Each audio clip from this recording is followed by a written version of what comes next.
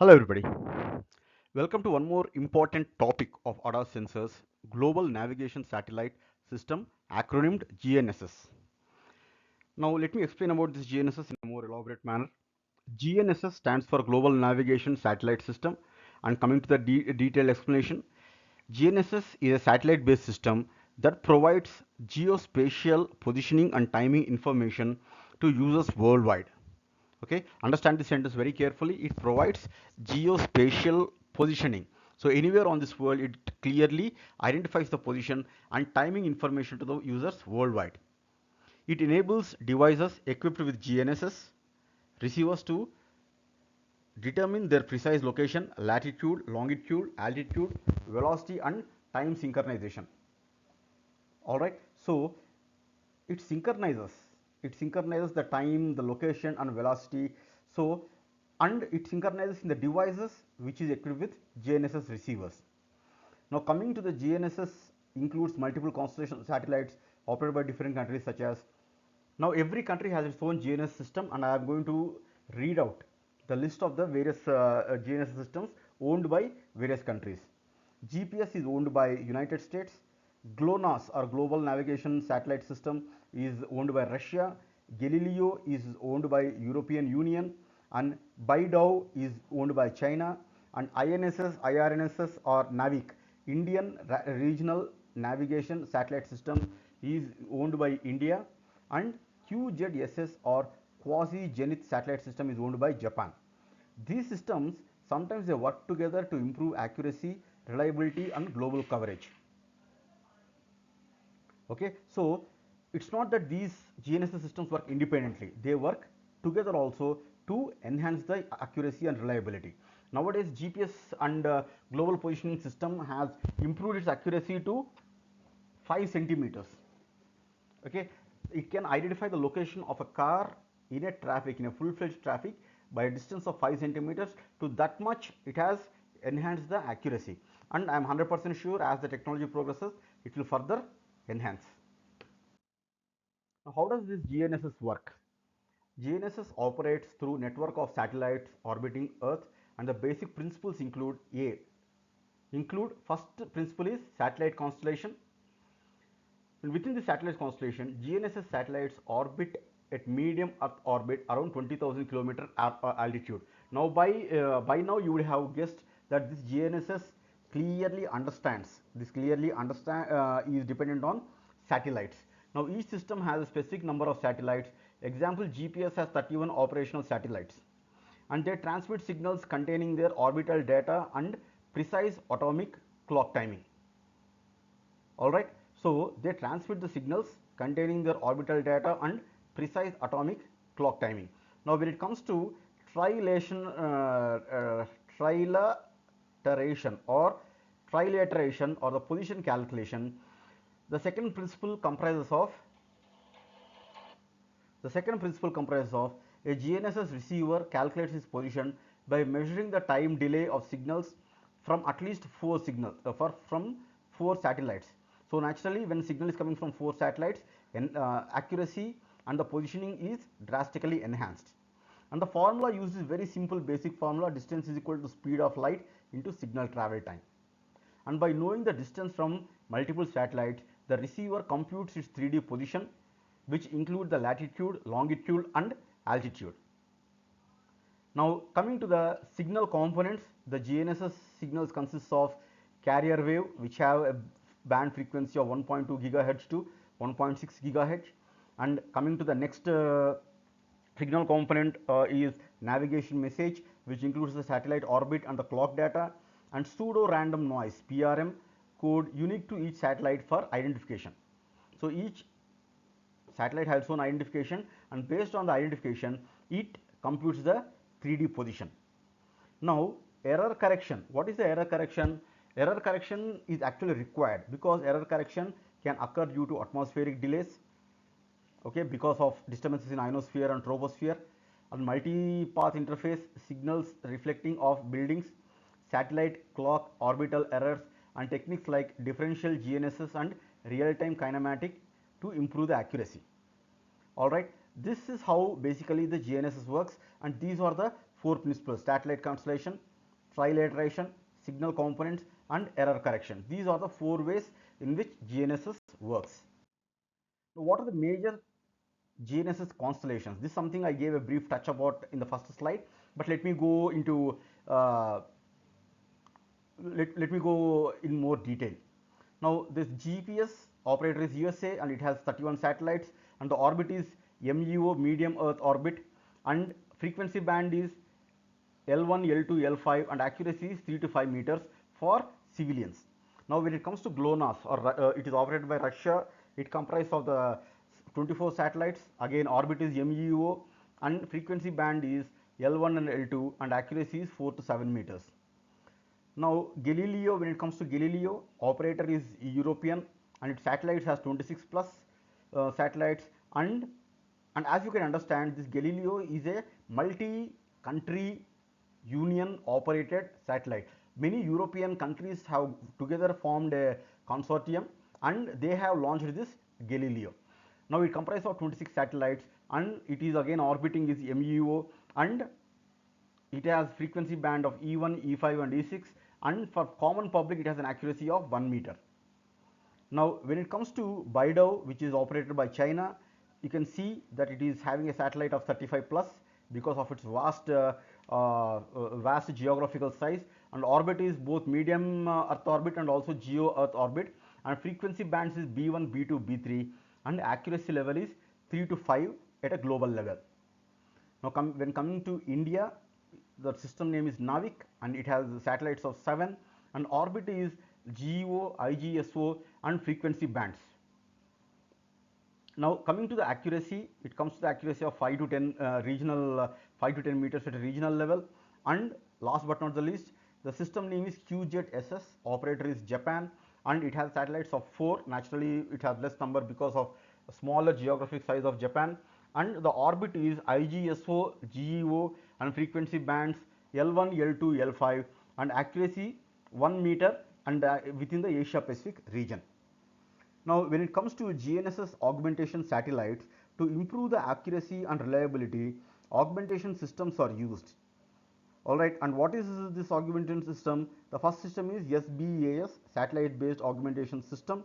Okay, for example, WAAS US, EGNOS European, and Gagan India. It corrects errors via geostationary satellites. Now when it comes to GBAS, ground based augmentation system used in aviation for precision landing. Alright, and coming to AGNSS, which is assisted GNSS, it uses cellular networks to speed up the signal acquisition in smartphones. Alright, so these are the major GNSS constellations, and as I mentioned, I clearly explained to you what are the various frequency bands and also the various accuracy levels. Now what are the various applications of GNSS? Now application of GNSS, first is navigation, of course for car GPS, aviation, maritime. By now you would have guessed that this has a very extensive use or application in military applications. Alright, it also in surveying and mapping, where high precision of land surveys, timing and synchronization, financial transactions, and telecom networks, and agriculture, which includes precision farming, auto steering tractors, military, missile guidance and troop tracking, disaster management, earthquake and tsunami monitoring, and autonomous vehicles, self-driving cars and drones. Now this is the area of interest for us. Okay, now what are the challenges and future of GNSS?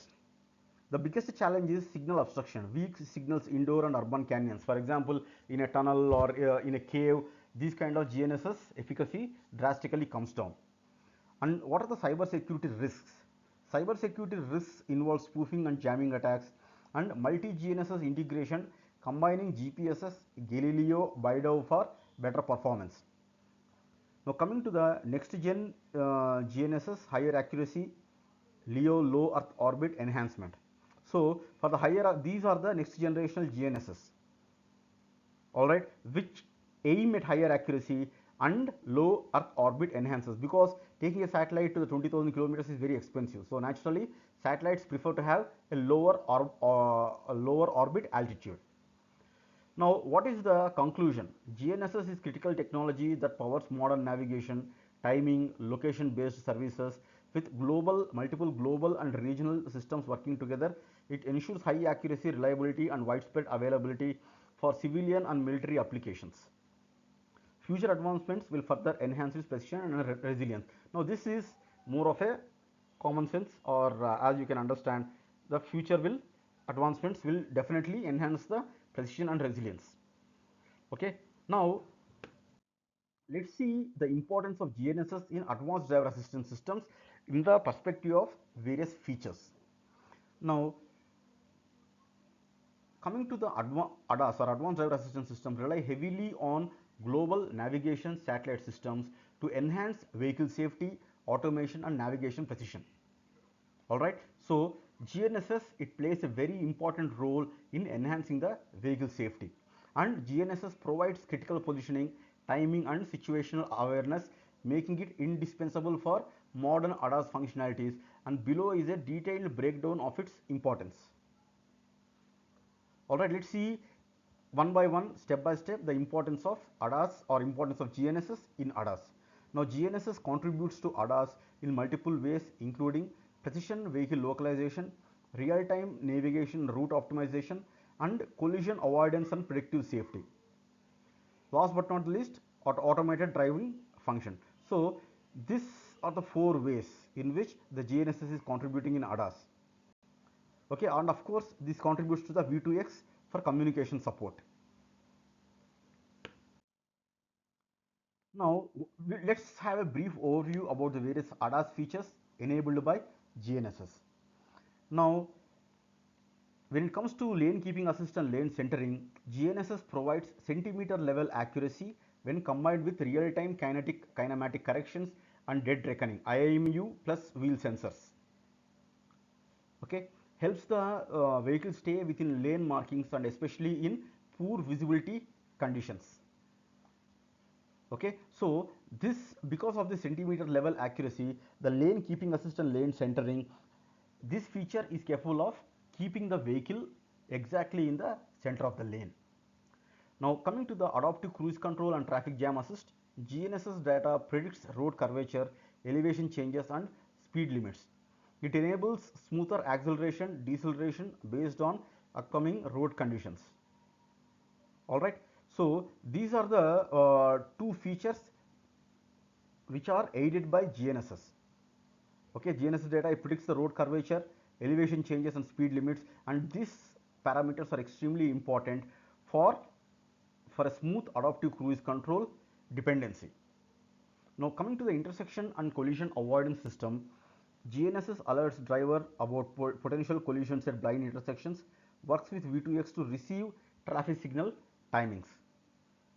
All right, especially at intersections or T-joints or T-intersections, V2X infrastructure to receive the traffic signal timings, it plays a very important role, and this is enabled by help of GNSS. Now, coming to the automated emergency braking, GNSS helps to predict potential hazards, and when fused with radar camera data, it improves braking response time. All right. So, even if sensors like radar and camera cannot aid in identifying some sharp turns or identifying some traffic jams, with the help of GNSS, it can warn the vehicle. It can warn the vehicle that there is a possible traffic jam or a possible sharp curve ahead, so that automated emergency braking can work in a very efficient manner. Now, coming to the highway pilot and automated lane changes, high precision GNSS ensures the vehicle stays in the correct lane, and it also supports hands-free driving in mapped highway zones, and when it comes to predictive headlight adjustment, GNSS anticipates the road curves and adjusts the headlight direction for better visibility. All right. So, coming to the GNSS, coming to the intelligent speed assist, GNSS identifies speed limits and enforces compliance. Okay, so that is the reason this intelligent speed assistance is actually mandatory in Europe for 2024.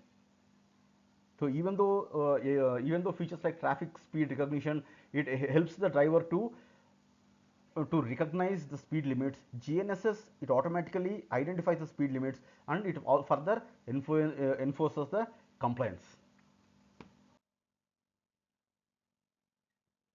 Now let's see how GNSS augments the ADAS accuracy. What are the various ways in which the GNSS is augmenting the ADAS accuracy? We will see some techniques, and of course these techniques are very state of art. Going in depth into each technique is beyond the scope of this tutorial. So as of now, I'll just briefly touch upon the names of some of the techniques and some brief overview how they work. The first important technique to augment the ADAS accuracy is real-time kinematic RTK GNSS. And as I said, it provides centimeter level accuracy by using ground reference stations. It used in autonomous valet parking and platooning trucks. Alright, so especially in autonomous valet parking and platooning trucks, this real-time kinematic is extremely useful. And when it comes to dead reckoning, which use the combination of GNSS plus IMU, it combines GNSS with inertial measurement unit for continuous positioning in tunnels, GNSS denied areas. Okay, so in case there is a tunnel where GNSS access is not there, this is the way dead reckoning which augments the GNSS or which supplements the GNSS to identify the correct positioning. Now when it comes to 3D HD mapping and GNSS fusion, high definition maps are preloaded and matched with the GNSS for localization.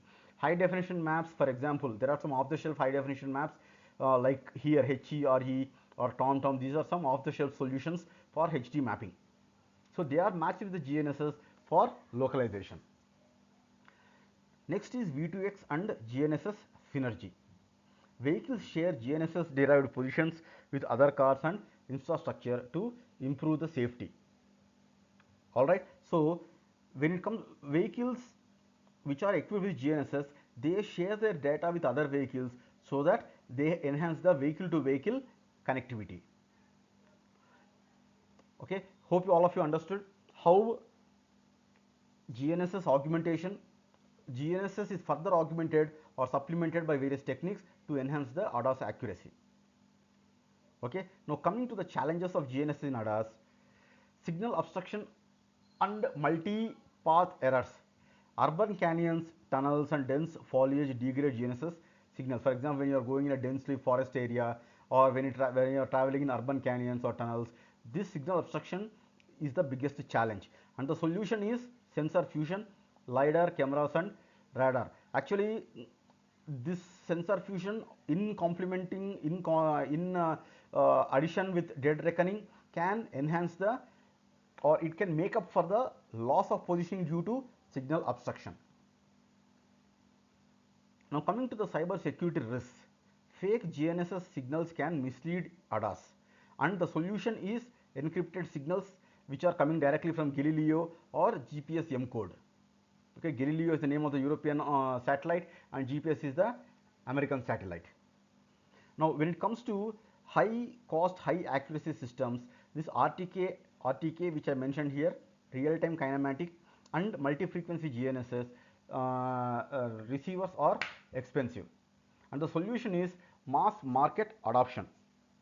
Example, Qualcomm's Snapdragon Auto 5G. Alright, so this is the mass market adoption. Now coming to the future trends in GNSS, multi-constellation GNSS, GPS, Galileo. Now various countries from various continents are how to say collaborating to have a better urban coverage. Actually, each constellation itself is giving reasonable accuracy, but the engineers are planning that by having collaboration with the various constellations, they can have even better coverage. Now coming to low Earth orbit satellite, faster updates and lower latency. Well, naturally, the lesser the height of the satellite or altitude of the satellite, the lower the latency because the faster forth and back and forth signals. Now coming to 5G and GNSS integration, ultra precise positioning for level 4-5 autonomy. Okay, so this is a future trend, collaborating or combining 5G and GNSS integration so that positioning is further enhanced. So in conclusion, GNSS is the foundational technology for ADAS, enabling lane level positioning, predictive safety and automated driving. So while challenges like signal loss and cyber security exist, advancements in RTK, sensor fusion and V2K are making GNSS even more critical for future of autonomous vehicles. As I said, these are the techniques which are further augmenting the precision and accuracy of the GNSS. Okay, so the point I'm trying to make is GNSS is a very cornerstone technology for ADAS. It is a foundational technology for ADAS, and it will definitely enhance further, and it will further enhance the contribution of GNSS in the ADAS. Thank you.